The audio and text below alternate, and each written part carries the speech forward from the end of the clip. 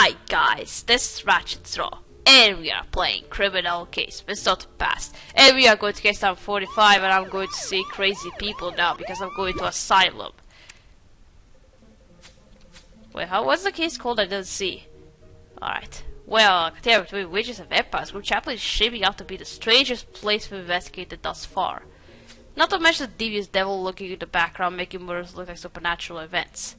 We know this devil helped Annabelle Lave disguise Edgar Woo's murder as a vampire attack. And also that they helped Larry Rush to dispose of the deputy mayor in similar fashion. The devil needs to be stopped, and their association with the Rush is particularly concerning. What crimes have they gotten away with in the past? As of now, the only lead we have of the Rush's activities in Group Chaplain is that a member of their family is locked up in the Griffin Sanctuary mental asylum. I agree, Katie. Sounds like another secret for us to dig into. Better go to the asylum and see this Rochester for ourselves. Okay then, am I supposed to expect to win a straight jacket? Do you even have straight jackets in asylums? Hello? What's that on your face, dude? The birthmark? Okay. Oh good, you're here, officers. Why? Were you expecting our visit? And who might you be? I'm the director of this institution, of course, and I called for help because one of our doctors was killed in his office. Oh, a doctor, so not a patient, because I was expecting that Rochester to be killed. What? One of your doctors killed? Yes, and now that you're here, I urgently need to go lock up the patients and reassure the rest of my staff. I'll let you deal with this. Well, Catilla, let's head to the crisis at once. But we'll see if this, asylum is supposed to be something like Arkham Asylum. Batman. Okay, let's investigate victim's office. So we investigate doctor's murder.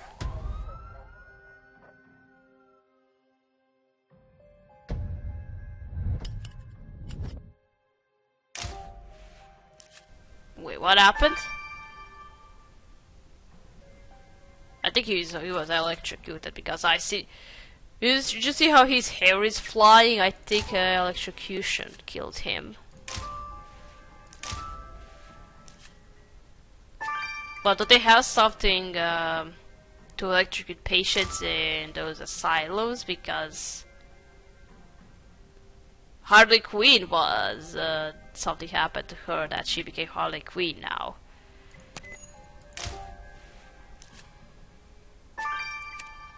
Just something I remember from Suicide Squad. God damn, it looks like the doctor was murdered on his own examination bed. Hey, right, it looks vaguely familiar. Wait, familiar? No, I don't recognize him.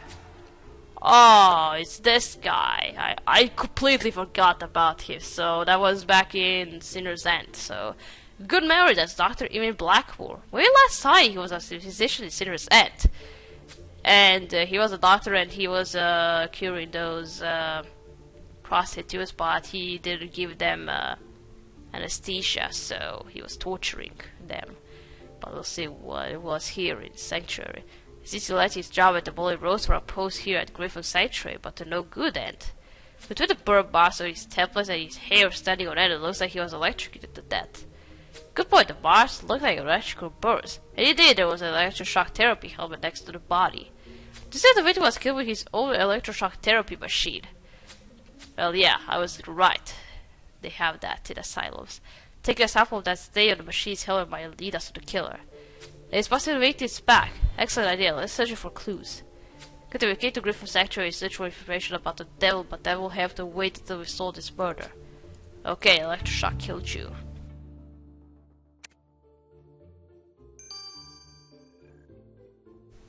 Okay, let's start this. Let's first search the victim's bag. See what are we hiding here, Doc? And what kind of patients were you treating here? Alcohol. It's a medicine bottle. Ah, what was I thinking? Wow. Good thing I found a medicine bottle in Dr. Blackmore's bag, but the label is worn away. If you can recover the text, it might point us to a new suspect. Okay.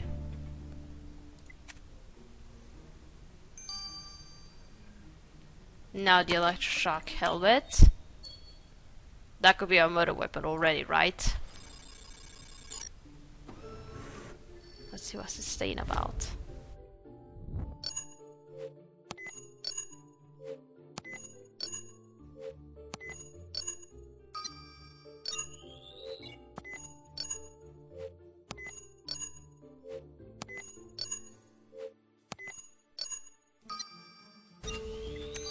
What's that supposed to be?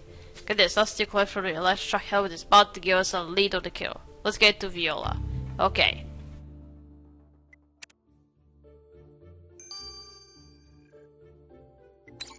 Okay, 3 hours. Now let's see what's this massive I was supposed to treat.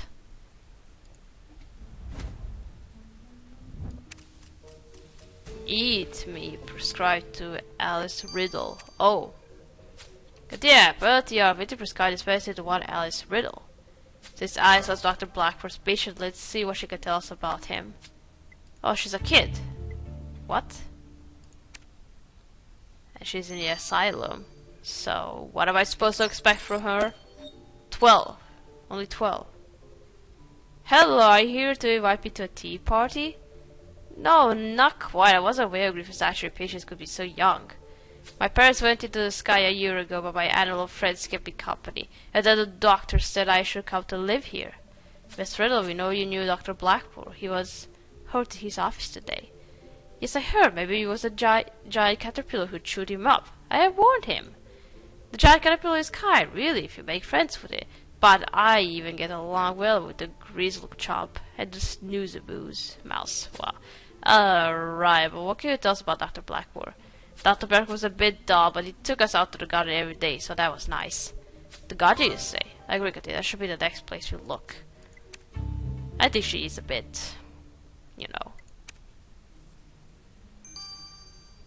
Or because she's just a kid.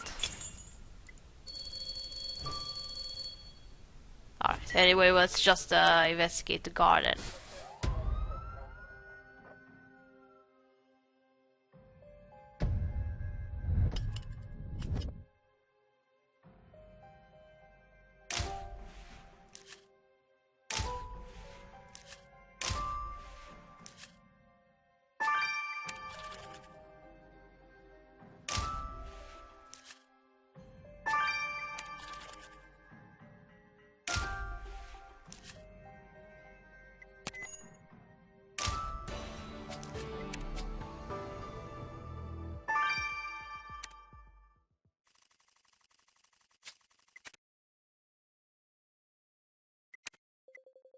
Look at this, garden feels like a bright spot in an otherwise dark and oppressive place.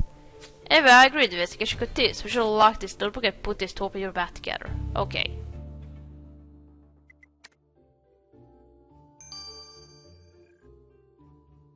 Alright, first let's see what's this notebook about. Are they gonna meet more crazy patients this time? Maybe a little crazier than the little girl.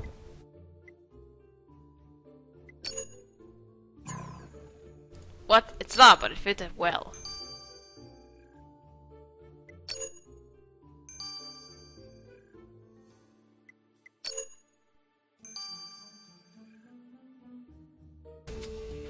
Okay. This notebook contains notes on our victim. The notes appear to be an employee review of Dr. Blackmore. It says here that Dr. Blackmore was uncooperative and obstinate when given orders. These notes are signed by the asylum director. I agree that you should have a proper word with Mr. Stravinsky. Ah, now we are going to interrogate him. I thought we were going to interrogate him after I finish with the crime scene, after I find everything. It was just going to pop up. But whatever, let's see this wallpaper. Oh, is that an origami figure? Rochester. Oh, well, we gotta meet him now. What's this supposed to be then? Help me, Patricia Rochester. Oh, it's an origami cat. Nice one.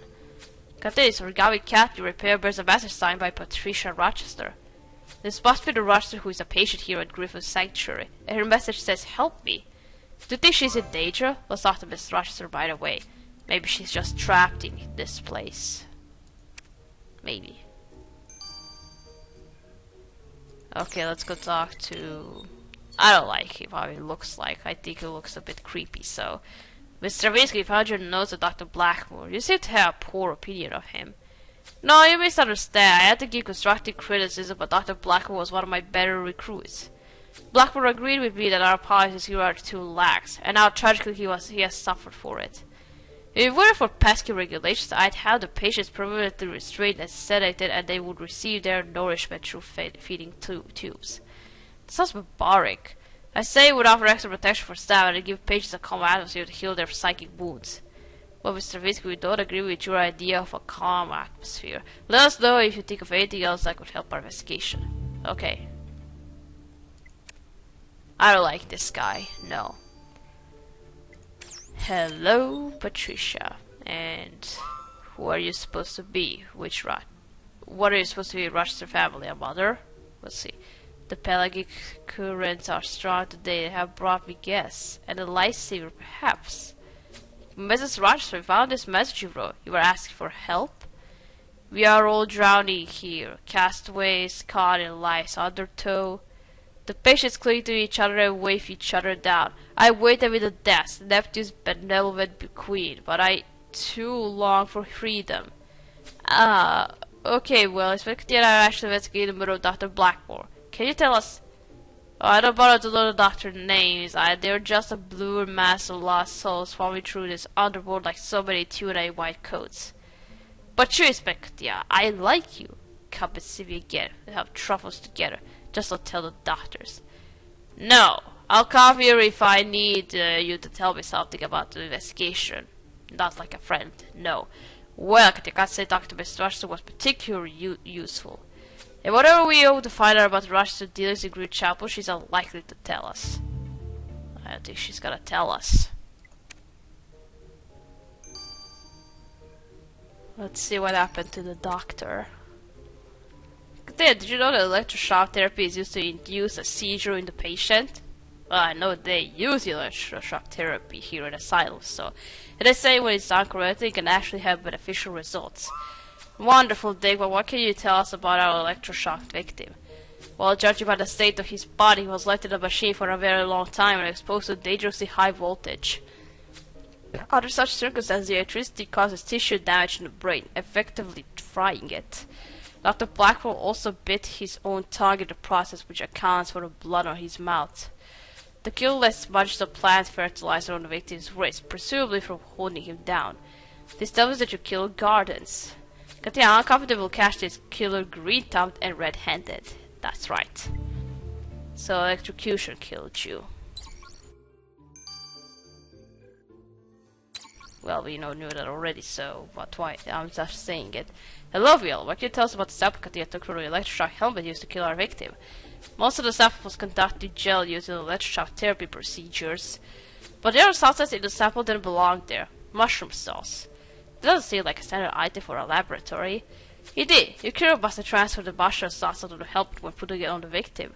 So this definitely proved that your killer eats mushrooms. Indeed, Katrina, from this evidence it's obvious our killer has loose morals. Katrina, I'm afraid this case will eventually drive me bonkers. Let's recollect ourselves. We came here hoping a mystery Rochester locked up in the asylum would shed light on the family's activities in Grim Chapel. My study found Dr. Blackmore killed with his own electroshock therapy machine. We already knew of his proclivities for extreme medical practices, and according to the asylum director, he continued that trend here.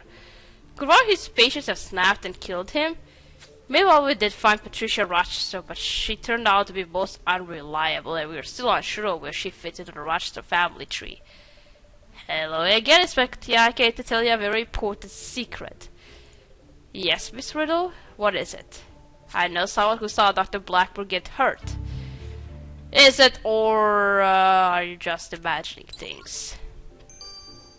Because you didn't provide us with your help very much when interrogating.